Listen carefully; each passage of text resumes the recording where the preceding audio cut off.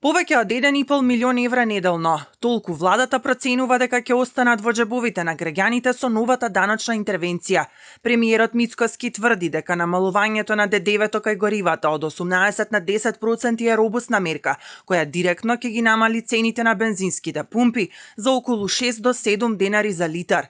Анализите во владата покажале и дека дневната заштеда на граѓаните е над 200.000 евра. Мајки ги предвид цените на берзите за безоловниот бензин 95 и 98 октани и дизелот, а согласно закон Репер берза за нас е италијанската берза, односно ФОП Италија,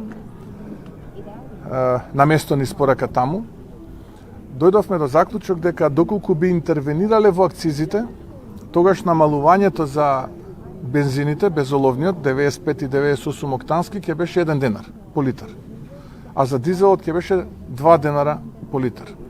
Затоа одлучивме да имаме поробусна, поголема интервенција и на овој начин се намалуваат цените од прилика за 6,5 до 7 денари по литар, но се разбира, состојбата ќе ја следиме и како следна мерка, кога веќе тоа намалување би било позначено, ќе го имаме и тоа во предвид.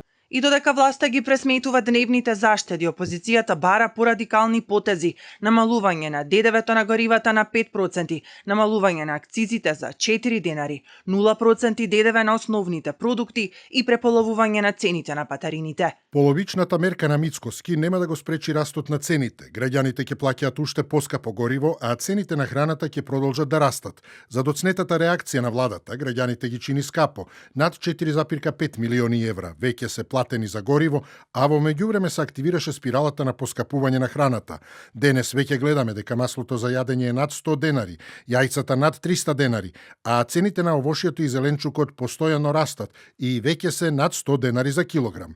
И од ДУИ преку партиско соопштение порачуваат дека одлуките на владата се половични и немаат реално влијание врз заштитата на животниот стандард на граѓаните.